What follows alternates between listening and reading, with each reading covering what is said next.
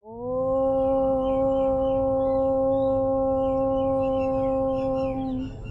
त्वमेव माता च पिता त्वमेव बन्धुश्च सखा त्वमेव विद्या द्रविणं त्वमेव सर्वं मम देव त्वमेव सर्वं मम देव। ओम। आज हम पुनः भक्तमाल के माध्यम से भक्तों का जो पावन चरित्र श्रवण कर रहे थे, उसी श्रृंखला में भगवान के परम सखा परम मित्र कहें गोविंद स्वामी जी महाराज, उनके पावन चरित्र का आज हम दर्शन करेंगे। हम भी अपने जो अंत्यकरण है उसे पवित्र पावन बनाते हैं। भक्तों का जब हम चरित्र श्रवण करते हैं तो हमारे अंदर भी भक्ति के जो भाव हैं वो जागृत होने लगते हैं। तो भक्ति चाहे कोई भी करे, परंतु जब तक गुरु का सानिध्य नहीं मिलता या गुरु कृपा नहीं हो जाती, तब तक आप उस परम तत्व को या लक्ष्य जो है उसे प्राप्त नहीं कर सकते। जैसे कहा भी है कि गुरु बिन भवनिधि तरह न पारा, जो विरंच शंकर सम होई। यानी भगवान शिव भी जो है वो भी ध्यान करते हैं, उनके भी कोई गुरु है। यानी गुरुओं की जो परंपरा है वो बिना गुरु के पूर्ण नहीं हो सकती। तो जीवन में गुरु का होना जरूरी है। कई लोग कहते हैं कि हमने गुरु को बनाया। गुरु बनाए नहीं जाते, गुरु प्रभु कृपा से इस धरा पर हमारे कल्याण हेतु भेजे जाते हैं। गुरु हमें चुन लें, ये हमारा सौभाग्य होता है। और गुरु का हमारे जीवन में आना ये प्रभु कृपा से ही संभव है। ये मनुष्य का सामर्थ्य नहीं है कि वो किसी को भी प्राप्त कर सके इस जगत में बिना प्रभु कृपा के। तो सबके मूल में भगवान की कृपा है। तो भगवान की भक्ति जब हम करते हैं, चाहे आप बाल रूप में भजें, जो रिश्ता आपको प्रिय लगे वो भगवान के साथ बना लो, चाहे सखा बना लो, पुत्र बना लो, पति बना लो, जैसे मीराबाई। और पुत्र रूप में माँ यशोदा ने भी भजा, कर्माबाई थी वो भी भक्ति के रूप में भजती थी। बाल रूप का ही उन्होंने भी भगवान का चिंतन मनन किया, भगवान की भक्ति की। तो बाल रूप में जब हम भगवान का चिंतन करते हैं तो जल्दी फलित हो जाता है, ऐसा कहा है जिन्होंने जिसको भजा। तो ऐसे ही गोस्वामी जी ये भी भगवान के परम सखा थे, मित्रवत व्यवहार करते थे।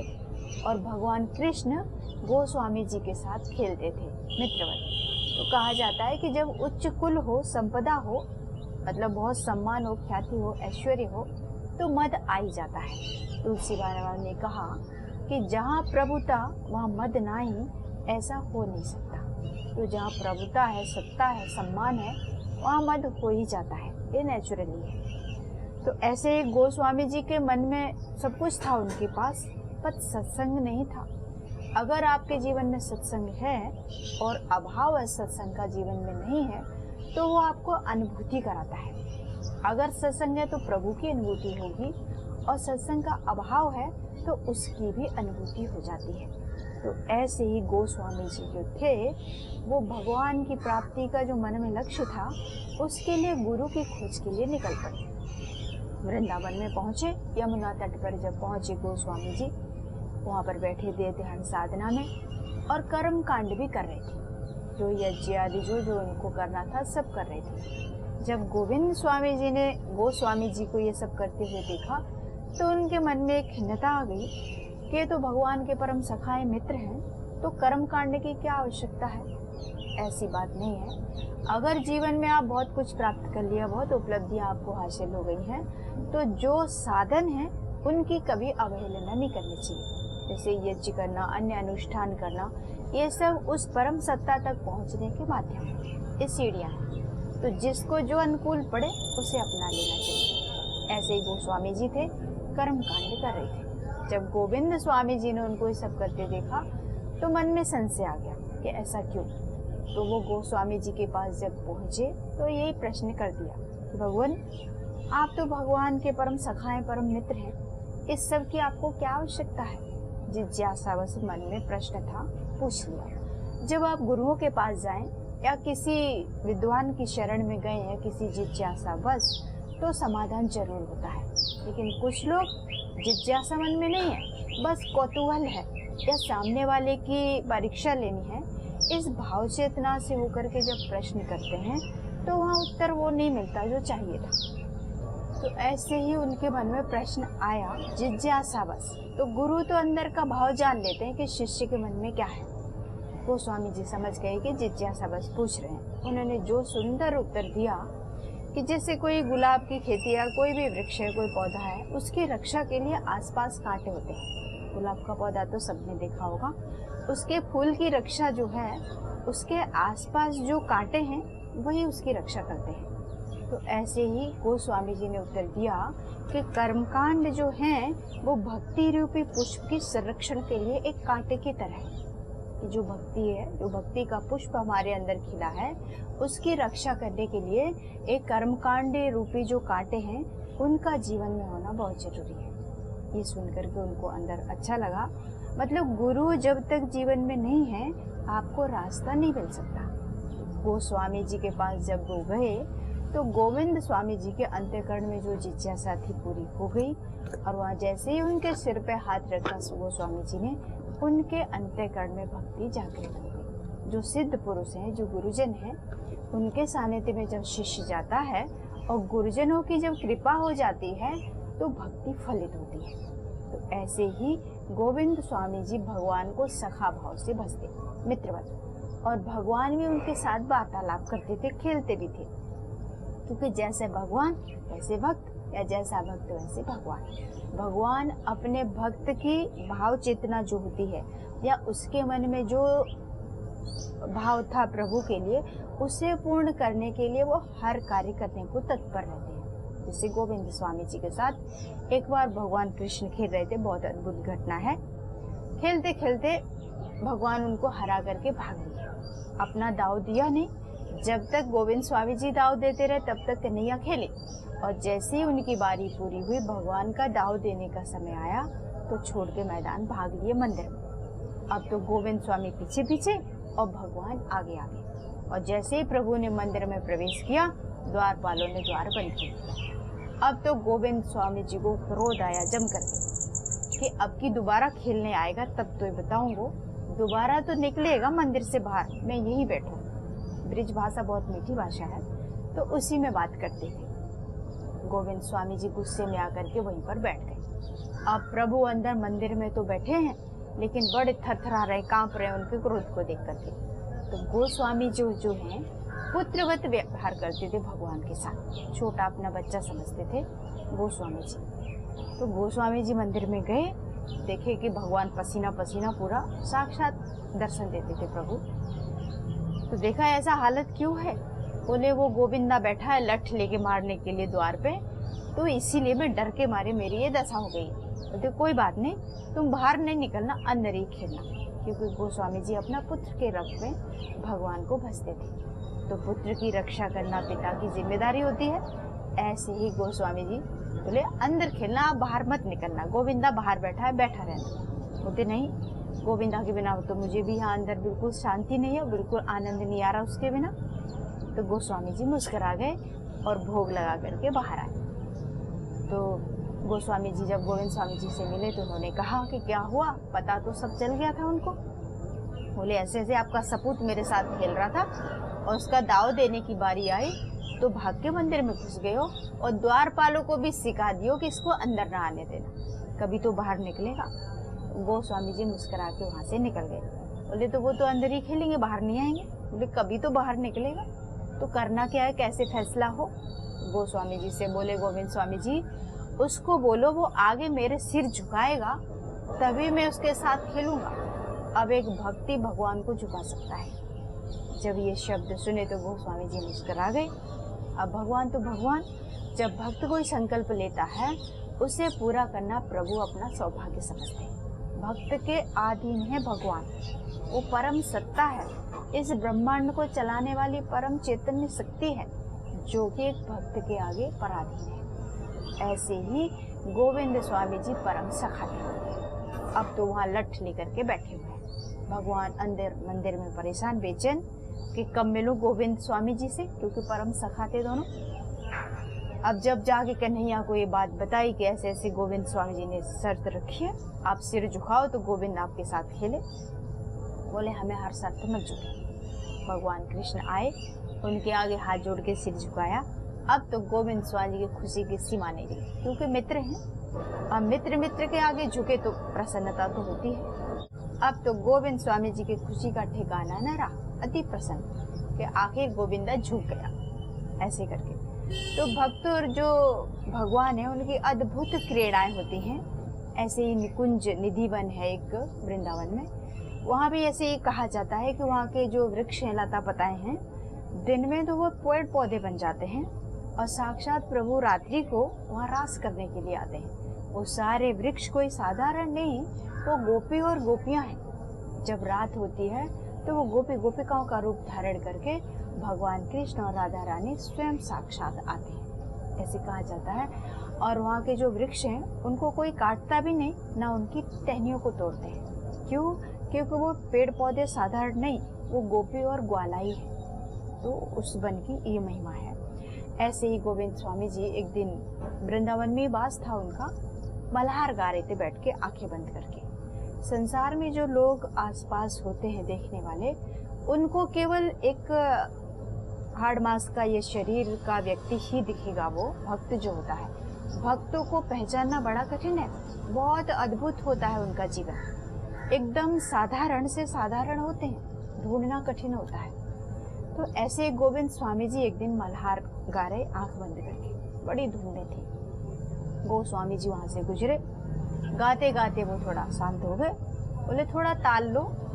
अब गोस्वामी जी तो अंदर जो भगवान की क्रीड़ा चल रही थी उसको देख करके संगीत गुनगुनाते हैं। तो पूछ बैठे गोस्वामी जी कि कन्हैया गाता कैसे है, उन्हें पता था। तो गोस्वामी जी बोल पड़े, आपका सपूत बहुत सुंदर गाता है, अति स्वरूप उसका सुंदर है, लेकिन स्वभाव अति चंचल है। भगवान कृष्ण है, चंचल है, नटखट है थोड़े। तो वही गोविंद स्वामी जी वहाँ पर वर्णन कर देते हैं। तो कहने का मतलब यही है कि कन्हैया और जैसे हैं वैसे भक्त भी होते हैं। तो मित्रवत व्यवहार था। गोस्वामी जी एक दिन अंदर पूजा कर रहे थे, बड़े ध्यान में मगन थे। उसी समय ठाकुर जी तो सामने है ही साक्षात। गोस्वामी जी आंखें बंद करके भगवान का ध्यान कर रहे हैं, नटखट, क्योंकि पुत्रवत स्नेह करते थे वो गोस्वामी जी। तो उनके 8 गोटियां भगवान की सेवा में रखी जाती थी, पत्थर छोटे छोटे। तो गोस्वामी जी ने वो रखे और आंख बंद करके बैठ गए। अब कन्हैया तो है ही नटखट, उन्होंने उनमें से एक एक पत्थर उठाया और गोविंद स्वामी जी बाहर बैठे थे मंदिर के, उनको उठा के दूर से फेंक के मारा। गोस्वामी जी को जाके लगी, गोविंद स्वामी जी को लगा पत्थर। 1 गोटी मारी, 2 मारी, कुछ नहीं बोले। अब 8 गोटियां कोई मारे और फिर भी शांत रह जाए, बड़ी बात है। अब गोविंद स्वामी जी सखाई थे, उनके दोनों मित्र थे, भगवान कृष्ण और गोविंद स्वामी जी मित्र हैं। बोले ये एक के बाद एक गोटी मारा जा रहा है, अब तो बहुत हो गया। उन्होंने भी उनमें से एक गोटी उठाई और कन्हैया को दे मारी। मंदिर में बैठे हैं भगवान। अब वो गोटी भगवान को ना लग करके गोस्वामी जी को जाके लगी। गोस्वामी जी बोले कि कान्हा तू तो बहुत ही नटखट है, मैं पूजा में बैठूं तब भी तू शांत नहीं रहे। बोले मैं जो करूं वो आपको सब दिखे और आपको सपूत जो करे वो कुछ ना दिखे, अपना पूत पूत बाकी कुछ भी नहीं। ऐसे गोविंद स्वामी जी बोले। अब बड़ा आनंद से रहते थे, अद्भुत। भगवान जिसका पुत्र है और भगवान जिसका सखा है, उसके जीवन में कैसा आनंद होगा ये आप कल्पना करके सोच भी नहीं सकते। भगवान जिसका सखा बन के जिसके साथ खेलता है, ऐसे भगवान के परम भक्त हुए हैं। तो गोविंद स्वामी जी गाते भी अति मधुर थे। और तानसेन जो अकबर के 9 रत्न थे, उनमें एक तानसेन जी भी थे।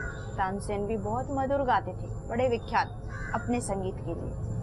तो तानसेन को तो पता ही था कि गोस्वामी जी के वहाँ गोविंद स्वामी जी हैं, तो वो भी मिलने के लिए चले आए। तो तानसेन जब पहुँचे आश्रम में तो गोस्वामी जी ने कहा, तानसेन आप आ ही गए हैं तो कुछ सुनाइए। तो तानसेन ने गाना प्रारंभ किया। एक से एक भगवान के भक्त गाने वाले, प्रभु की कृपा क्या ही बखाने। जैसे ही तानसेन ने गाना शुरू किया, गाना गाया, गोस्वामी जी ने उनको दिया। बहुत सुंदर सा एक वस्त्र था, उसमें एक आना लपेट करके तानसेन को दे दिया। वस्त्र तो बड़ा कीमती था। अब जब तानसेन ने खोला तो उसमें एक आना निकला। ये देख करके तानसेन को बड़ा आश्चर्य हुआ कि ऐसा क्यों किया स्वामी जी ने। मैं तो बहुत प्रसिद्ध गायक हूँ, अकबर के जो 9 रत्न हैं उनमें से एक मैं हूँ, ऐसा क्यों किया स्वामी जी ने। अब अंदर की बात जो है सिद्ध पुरुष तो समझ जाते हैं कि किसके मन में क्या चल रहा है, तानसेन की भाव चेतना को समझ गए। तभी गोविंद स्वामी जी के पास बैठे थे गोस्वामी जी के, उनको इशारा किया कि अब आप गाओ, क्योंकि उनका थोड़ा अहंकार आ गया था तानसेन को कि मैं इतना बड़ा गायक हूँ, आखिर स्वामी जी ने मुझे 1 टका क्यों दिया, और इतना मूल्यवान जो वस्त्र उसमें भी 1 टका दिया, मतलब क्या दिखाना चाह रहे, ऐसा भाव आ गया, थोड़ा अभिमान आ गया। अब तानसेन जो थे उनके अहंकार को तोड़ना जरूरी था, गुरु ही अहंकार को तोड़ता है। भगवान का जो भोजन है वो भक्त का अभिमान कहा गया है। भगवान कभी भी अपने भक्तों अहंकारी बनने ही नहीं देते, वो कहीं न कहीं तुरंत तोड़ेंगे। ऐसे ही गुरुजन भी करते हैं। जब सिद्ध पुरुषों की शरण में हम जाते हैं तो गुरु भी हमारे अहंकार को तोड़ते हैं। तो जब गोस्वामी जी ने कहा उनको, गोविंद स्वामी जी को गाने के लिए, उन्होंने गाना प्रारंभ कर दिया। अति मधुर गाते थे, जिसके अंदर साक्षात भगवान सखा बन के खेल रहे हैं, जिसके अंतःकरण में माँ सरस्वती विराजमान है, उसे दुनिया को कौन परास्त करे। और जब भक्त गाता है तो वो भगवान को सुना रहा हूँ मैं, इसी भाव चेतना से गाता है। तो भक्त के लिए, भक्त भगवान के लिए जब गाए तो उसकी वाणी तो अद्भुत होगी ही। ऐसे ही गोविंद स्वामी जी भगवान के परम मित्र थे, और मित्र होने के नाते जैसे ही गाना प्रारंभ किया तो तानसेन की जो अकड़ थी, जो अभिमान भरा हुआ था कि मैं 9 रत्न में से एक हूँ, वो थोड़ा कम हुआ। तो कहने का मतलब यही है कि गुरुजन सदा हमारा हित ही करते हैं, कल्याण ही करते हैं, उसमें कभी हमें अपनी बुद्धि नहीं लगाना चाहिए। जब हम अपनी बुद्धि लगाते हैं तो वहाँ पर हमारा कल्याण नहीं होगा, अहित हो सकता है। तो गुरुजन जो आदेश करें या जो वो कर रहे हैं हमारे साथ, वो हमारे हित में होगा, हमारे कल्याण में ही होगा। तो ऐसे ही गोस्वामी जी थे, सुंदर मल्हार उन्होंने गाना प्रारंभ कर दिया। बहुत सारे संतों को भी गोविंद स्वामी जी का जब पता लगा कि ये गोस्वामी जी के परम शिष्य हैं और भगवान कृष्ण जो है इनके सखा हैं, उनके दर्शन की लालसा से कुछ और भी संतगण उनसे मिलने के लिए वहाँ पधारे। अब संयोग से गोस्वामी जी ही मिल गए, गोविंद स्वामी जी मिल गए। रास्ते में खड़े हुए तो हाथ जोड़ के विनम्रता से पूछा संतों ने कि गोविंद स्वामी जी यहाँ कहाँ रहते हैं, आप हमें पता बताइए तो हम उनके दर्शन कर लें। अब वो स्वयं ही गोविंद स्वामी जी खड़े, उन्होंने भी हाथ जोड़ के विनम्रता से उत्तर दिया, बोले गोविंद स्वामी जी को तो मैं नहीं जानता, वो तो यहाँ से बहुत दिन हो गए चले गए। अब जो आसपास लोग बैठे उन्हें बड़ा आश्चर्य हुआ कि आखिर स्वामी जी झूठ क्यों बोले। संत ये बात सुन के वहाँ से विदा ले लिए निकल गए। जो आसपास लोग सुन रहे थे उन्होंने कहा आपने ऐसा क्यों किया। बोलते मैं गोविंद स्वामी नहीं हूँ, गोविंद स्वामी कभी था, अब मैं गोविंद दास हूँ, मैं अपने भगवान का दास हूँ, अपने गुरु का दास हूँ, मैं स्वामी नहीं। तो मैंने तो ठीक ही कहा, तो गोविंद स्वामी तो चला गया, अब दास बचा है।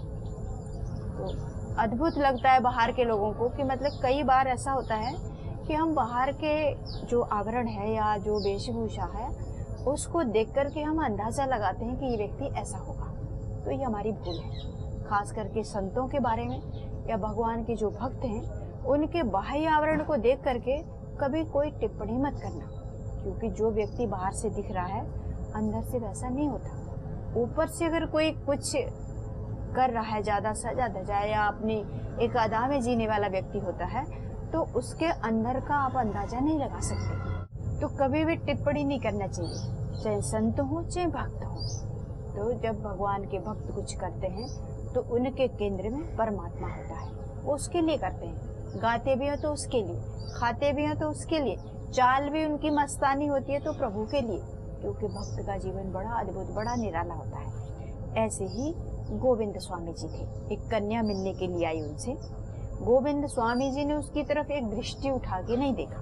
गोस्वामी जी एक दृश्य देख रहे थे, उनके गुरु बोले आपने ऐसा क्यों किया, वो कन्या आपके दर्शन के लिए आई, कितना बुरा लगा होगा। बोलते एक ही मन था, वो भी गोविंद में लगा हुआ था, तो मैं किसको देखता। भक्त जो होता है हर पल हर क्षण उसका चित्त, उसका मन, भाव चेतना भगवान का ही चिंतन करती है। संसार में बाहरी रूप से भले वो कुछ भी काम करे, जैसे रविदास जी थे चमड़े बनाने का काम करते थे, कबीर दास जी थे वो जुल्हे का काम करते, मीरा आई थी उनका विदा ससुराल में कर दिया, तो वो जो भी करती सब भगवान के लिए। लेकिन बाहर के लोगों को लगता है कि ये केवल दिखावा है, क्योंकि भक्त को पहचानना बड़ा कठिन होता है। ऐसे ही गोविंद स्वामी जी भगवान के अद्भुत सखा, भक्त कहें जो भी कहें, परम सखा थे। तो आंख बंद करके जब भक्त गाता भी है तो भगवान की जो लीला अंदर चल रही होती है, उसकी जो मानसिक सेवा करता है, उसी के तहत गाता भी है। तो ऐसे ही गोविंद स्वामी जी एक दिन यमुना तट पर बैठे, आंखें बंद करके एक मल्हार गा रहे। श्रावण मास था, बहुत सुंदर अद्भुत घटना है। तो मल्हार बड़ी सुंदर गाते थे। वो गाते गाते दूसरे लोग जब सुनते हैं, आसपास वाले, वो बाहर तो गाते नहीं, भक्त जब गाता है आंख बंद करके, भगवान की जो साक्षात लीला चल रही होती है उसी का वर्णन करता है। तो ऐसे ही गोविंद स्वामी जी मल्हार गा रहे हैं। आसपास के लोग सुन रहे थे बैठ के कि बड़ा सुंदर गाते हैं स्वामी जी। तो गाते गाते एकदम से बंद हो गए। तो जो लोग थे आसपास सुन रहे, बोले आप बंद क्यों हो गए, गाइए, सुंदर मल्हार है और गाइए। बोलते अब तो कैसे गाएं, राधा रानी और ठाकुर जी होली खेल रहे थे, तो राधा रानी लगा के तिलक चली गई, अब तो कैसे होली खत्म, तो मल्हार भी खत्म। भगवान मतलब कहने का मतलब यही है कि भक्त जो गाता है ठाकुर की साक्षात लीलाओं को देखते हैं। वो एक चमड़े के चक्षु नहीं होते, भक्त को भगवान एक दिव्य दृष्टि दे देते हैं जो उनकी साक्षात लीलाओं को देखते हैं। जो श्रावण मास था उसमें ये हो रहा था, मल्हारें गा रहे, खेल रहे, और फागुन का महीना, तब रंग लगाते हैं उसमें। तो ऐसे ही ठाकुर जी अब चले गए दोनों, तो मल्हार बंद हो गए। अब भक्तगण आगे जो बैठे वो रिक्वेस्ट करें, थोड़ा विनय किया, निवेदन किया, थोड़ा और गा दीजिए। अब भक्त की तो अद्भुत छटा होती है, वो तो सखाई थे, बोले नहीं, अब ठाकुर जी की होली खत्म, मल्हार भी खत्म। ऐसे करके बैठ गए। अद्भुत एक घटना और थी, बहुत सुंदर प्रसंग है ये भी गोविंद स्वामी जी के जीवन का। वो कन्हैया के साथ मित्रवत खेल रहे थे एक बार, और भगवान तो भगवान है, भगवान के लिए कोई बड़ा नहीं, कोई छोटा नहीं, सब उनके अपने हैं। तो ऐसे ही ठाकुर जी जब गोविंद स्वामी जी के साथ खेलते तो और बच्चे भी आ जाते थे खेल खेल में, कुछ निम्न जाति के मेहतर आदि जो भी थे। तो मंदिर का घंट जैसे ही बजता, या गोस्वामी जी जब भगवान को भोग लगाने के लिए जाते, तो ठाकुर जी दौड़ के मंदिर में पहुँचते थे, क्योंकि उनको पुत्र के रूप में बसते थे वो। तो ऐसे ही एक दिन खेल रहे थे, मंदिर का बजा घंट और दौड़ पड़े कन्हैया मंदिर के लिए। तभी गोस्वामी जी ने, गोविंद स्वामी जी ने हाथ पकड़ लिया। बोलते कहाँ जा रहे हो, क्योंकि सखा थे उनके। तो बोले मेरे बुला रहे हैं, जा रहा हूँ भोग लगने के लिए, समय हो गया है, भोग ग्रहण करूँगा जाके। बोलते ना, पहले जाके स्नान करो यमुना मैया में, तभी मंदिर में घुस सकते हो। बोलते ना, मैं स्नान नहीं करूँगा, मैं तो ऐसे ही जाऊँ। ब्रजभाषा थी, सखा बन के रह रहे हैं। बोले ना, बिना स्नान करे मैं तुम्हें जाने न दूं मंदिर में। गोविंद स्वामी जी ने कहा तो क्या करूं, नहाऊंगा तो नहीं, अब तो नहीं नहा सकती। बोले नहीं लाला, तू आचमन कर ले, भले ही मत नहाना। तो ठीक है, मान ली गोविंद स्वामी जी की बात। और जैसे ही यमुना में ठाकुर जी आचमन करने के लिए, जल लेने के लिए झुकते हैं, पीछे से गोविंद स्वामी जी ने धक्का दे दिया। अब कन्हैया यमुना में गिर गए। सोचो, जिसका नाम लेने मात्र से इस संसार रूपी सागर से तर जाए, वो यमुना में डूब रहा है, किसके बस, अपने भक्त के आदि होकर के। तो ठाकुर जी अपने भक्त के लिए कुछ भी कर सकते हैं। गोविंद स्वामी जी ने धक्का मारा, कन्हैया यमुना में गिर गए। बोले हो गए हो ना स्नान, उनको तो नहलाना ही था। बोले ना जाने किन किन के साथ खेले और स्नान किए बिना मंदिर में घुसे, तेरे तो कोई दीन धर्म नहीं। अब सखा है, ऐसे आपस में मजाक करते हैं। ठाकुर जी नहाए और गीले वस्त्र पहने और निकल पड़े मंदिर के लिए, क्योंकि भोग लगने का समय हो चुका था। अब मंदिर में पहुंचे तो गोस्वामी भी साक्षात दर्शन करते पहुंचे हुए संत थे। अब जैसे ही मंदिर में पहुंचे, कन्हैया तो पीताम्बरी से कपड़े से पानी टपक रहा। अब तो उनको पक्का हो गया कि पक्का गोविंद स्वामी जी ने भिगोया होगा। बोले लाला, ये कपड़े कैसे गीले हैं? बोले बाबा, मैं मंदिर में आ रहा था तो गोविंद स्वामी जी जबरदस्ती यमुना में ले जाके मुझ को धक्का मार दिया। अब तो गोस्वामी जी को क्रोध की सीमा नहीं, आए और गोविंद स्वामी जी को जो सुनाने लगे। गोविंद स्वामी जी सब सुन लिए। बोले पूछ तो लो पहले, हुआ क्या, क्यों धक्का मारा, फिर डांटना। बोले बताओ। बोले ना जाने किस किस के साथ खेले, मेहतर के साथ खेले और फिर मंदिर में जाके बैठ जाए, तो इसलिए मैंने कहा थोड़ा आचमन कर ले, नहा ले, फिर जाइयो।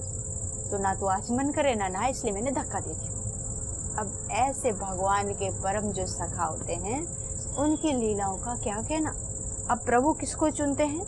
जो सहज है, सरल है, कृतज्ञ है, ऐसे लोगों को भगवान अपने लिए चुन लेते हैं। तो ऐसे ही गोविंद स्वामी जी और गोस्वामी जी दोनों पहुंचे हुए उच्च कोटि के संत थे। एक भगवान को पुत्रवत भजता था और एक सखा भाव में। तो इनके पवित्र पावन चरित्र को यहीं पर आज विराम देते हैं। अगले अंक में फिर देखेंगे। इसी के साथ में वाणी को विराम देते हैं। ओम शांति शांति शांति। ओम श्री परमात्मने नमः।